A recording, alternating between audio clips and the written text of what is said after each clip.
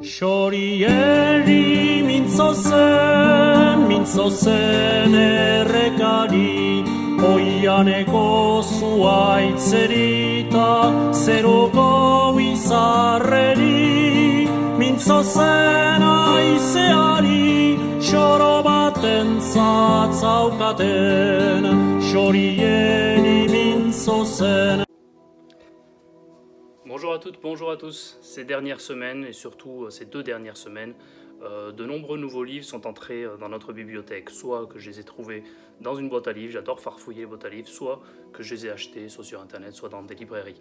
Et j'avais envie, alors évidemment je les ai présentés au fur et à mesure de leur entrée dans la bibliothèque sur Twitter, mais j'avais envie de vous les présenter par cette vidéo, car ils feront l'objet dans les prochains mois. Alors pas immédiatement, car mon programme des 2 prochains mois est déjà fixé, mais dans les prochains mois ils feront l'objet de lectures, d'articles, de posts. Donc voilà, vous aurez déjà en avant-première une petite idée de ce dont je vais parler prochainement. Il y aura à peu près 3 parties. Dans un premier temps, je vais vous montrer les romans que j'ai trouvés, les romans dits à peu près classiques. Puis il y aura une partie science-fiction, heroic fantasy, et puis 2-3 mangas que j'ai trouvés ces derniers temps. Je commence de suite avec le tout dernier arrivé, Bénédicte Belpois, un roman qui s'appelle Saint-Jacques. Voilà, j'aime beaucoup la couverture. C'est chez Folio, la collection Poche. Ça parle d'une personne qui hérite d'une maison familiale dans les Cévennes. Ça va lui remémorer tout un tas de souvenirs, de nostalgie. J'aime bien ce genre de roman. Après, il faut que ce soit bien fait, donc je verrai bien si c'est le cas. Ça me fait penser à un roman que j'ai lu il n'y a pas si longtemps de cela et qui se passait également dans les Cévennes. Et vous pourrez trouver l'article sur mon blog. Donc voilà, j'essaye de faire parfois des liens avec mes lectures, c'est pas toujours possible, mais là c'est le cas.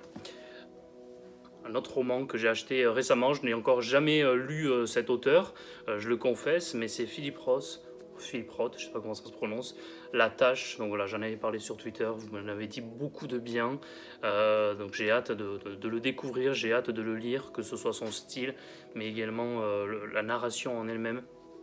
Philippe Roth, j'en entends beaucoup parler depuis de nombreuses années, je vais enfin franchir le pas et le lire. Un auteur que j'aime beaucoup, mais que je connaissais seulement pour sa trilogie du XXe siècle, commencé avec Au revoir là-haut et terminé par Miroir de nos peines, c'est Pierre Lemaitre. Et là, ça fait partie de ces polars, de ces thrillers, un genre qu'il aime beaucoup également, mais que je ne connais pas du tout. Donc je vais pouvoir découvrir Pierre Lemaitre sous un nouveau visage. Frédéric Beigbeder, donc là ça s'appelle L'homme qui pleure de rire. Bon, la couverture est très particulière, je ne peux pas dire que ce soit la couverture que je préfère. C'est édité la collection Poche du livre de poche. Et là c'est un roman sur lequel je n'ai pas toujours un avis très positif. J'avais beaucoup aimé un roman français. J'avais moins apprécié, par exemple, je ne me souviens plus exactement du titre, mais du roman qui se passe peu de minutes avant l'attentat du 11 septembre dans les 2 tours jumelles.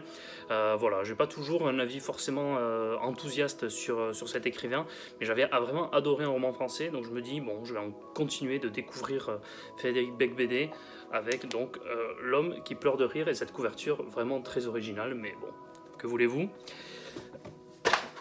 Daniel Cordier, alors là c'est plutôt un ouvrage historique alias Caracalla qui raconte son aventure de la Seconde Guerre mondiale, l'assistant, le secrétaire de Jean Moulin.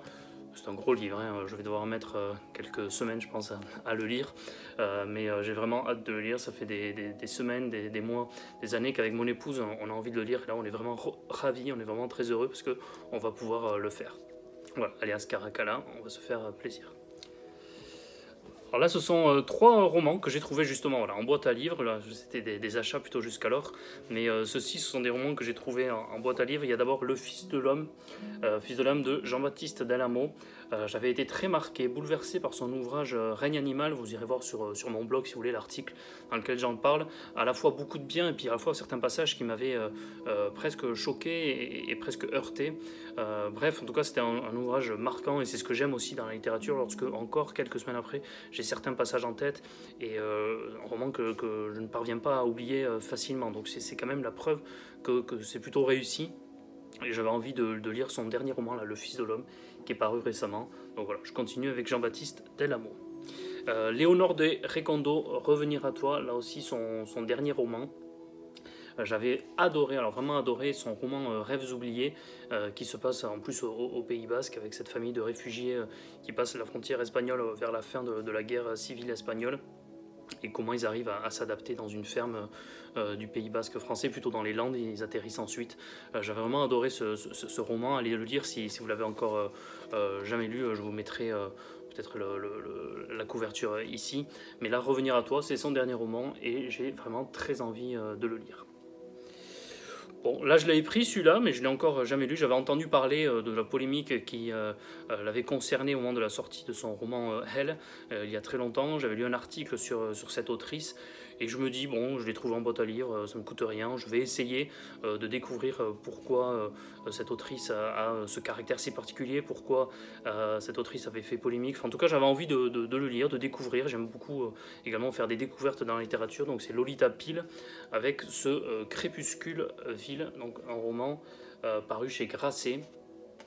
Voilà, donc je vais découvrir Lolita Pile. Voilà, j'en ai terminé avec les romans dits classiques, même s'il n'y a pas forcément que du classique, mais j'en ai terminé avec cette partie. Je vais vous présenter deux mangas que j'ai achetés très récemment, avant ensuite d'attaquer la science-fiction et l'heroic fantasy. Le premier, c'est de Tetsuya Tsutsui, donc un des mangaka que je préfère actuellement. Il avait fait notamment Poison City, qui est vraiment extraordinaire. Récemment, il a fait Noise de Tetsuya Tsutsui. Si vous voulez découvrir le manga, c'est à chaque fois. En plus, il fait des séries très courtes de 2 ou 3 tomes. Poison City, c'est en 2 tomes. Noise, qui est son dernier, en 3 tomes. Il a fait également Manol, qui est très bien. Prophétie, qui est extraordinaire, là aussi en 3 tomes, vraiment un mangaka qui a l'avantage, parce que certains mangaka ont un défaut d'aller très loin, de faire des très longues séries, et donc ça ne s'arrête jamais. Lui, c'est à chaque fois très court, ça va très vite, c'est toujours très efficace. Donc j'ai acheté Reset, désolé pour l'accent, de Tetsuya Tsutsui, une sorte de dystopie, de thriller dystopique. Ça m'intéresse énormément. À chaque fois, il arrive à plonger dans la psychologie des personnages et à plonger dans les défauts de nos sociétés contemporaines, qui vont parfois peut-être trop loin dans l'évolution, trop loin dans la robotisation, trop loin dans les nouvelles technologies, et il arrive à faire des mangas d'anticipation, mais qui se passent actuellement. C'est ça que je trouve assez exceptionnel avec Tetsuya Tsutsui. Et là, alors, je parlais de séries longues, celle-ci est très longue, de Yasuhisa Hara, Kingdom. Là, voilà, on en est au tome 62, c'est Meian qui les réédite.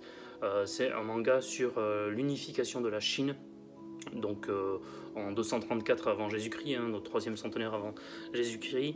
C'est passionnant, les tactiques sur les batailles sont vraiment très bien retranscrites, les personnages sont souvent charismatiques, il y a parfois des moments voilà, très simplistes, mais pour parfois de la diplomatie, parfois d'intérêt économique, enfin bref, ce manga sur l'unification de la Chine est historiquement plus très intéressant. Et voilà, le défaut, c'est que si vous vous lancez dans cette série, il faut le savoir, on en est déjà au tome 62, donc soyez-en conscients. Voilà, j'en ai fini avec ces deux mangas. Maintenant, je vais attaquer la science-fiction avec d'abord Dernier jour d'un monde oublié de Chris Vukrisevich. Celui-là, c'est un concours que j'ai gagné sur Twitter, donc voilà, ravi, je vais pouvoir le lire très prochainement. Je vais pouvoir lire enfin Liu Cixin, Le problème à 3 corps. Voilà, une trilogie de science-fiction, donc j'ai acheté le premier volet de cette trilogie chinoise de science-fiction. J'en ai entendu énormément de bien, j'en ai entendu aussi d'autres personnes qui disaient que ça allait trop loin, que c'était trop compliqué à suivre. Bref, j'ai entendu un petit peu de tout sur cette série, mais je vais pouvoir la lire, pouvoir me faire mon propre avis. Et j'ai vraiment hâte en tout cas d'entamer Le problème à 3 corps. Une autre trilogie très célèbre que je n'ai encore jamais lue, la trilogie des Guerriers du Silence de Pierre Bordage. Alors là, on est dans la science-fiction française, je vous la montre. J'aime beaucoup l'édition, en tout cas, je la trouve très belle. Et là aussi, une trilogie culte, là je n'entends que du bien. Je l'avais fait lire à mon cousin il y a quelques années, sans même moi l'avoir lu, et il avait adoré, il m'avait dit, donc voilà, j'ai hâte de la lire. J'ai acheté 2 tomes, les 2 premiers tomes de L'Assassin Royal, suite à plusieurs conseils de certains d'entre vous sur Twitter. Donc j'ai acheté le tome 1, qui est là, et le tome 2, qui est ici. Voilà, L'Assassin Royal de Robin Hobb. Là aussi une série cultissime, que je vais enfin pouvoir découvrir. Autre série culte de Heroic Fantasy, mais plus là, Heroic Fantasy plutôt humoristique, La 8e couleur de Terry Pratchett. Voilà, là aussi, une édition vraiment magnifique, cette édition La Talente, regardez, le dos aussi, hein, qui n'est pas toujours pensé par les éditeurs, mais là c'est le cas. En tout cas, je la trouve vraiment très belle cette édition. Donc Terry Pratchett, Les Annales du Disque Monde, donc ce premier tome, la 8e couleur, et le deuxième tome, le 8e Sortilège. Et puis enfin, je termine avec une série de Fabien Cerutti, donc de l'Heroic Fantasy français, ce qui est assez rare, mais de plus en plus de jeunes auteurs d'Heroic Fantasy se découvrent, se révèlent, et c'est tant mieux. L'ombre du pouvoir, donc de la série Le Bâtard de Kosigan, là conseillé par un cousin. Donc je suis absolument ravi de pouvoir découvrir Le Bâtard de Kosigan de Fabien Cerutti. Voilà, ça va être lu dans les prochaines semaines. Voilà, j'en ai terminé avec ces achats et trouvailles dans des boîtes à livres de romans, Heroic Fantasy, science-fiction, manga, romans historiques, vous voyez un petit peu de tout.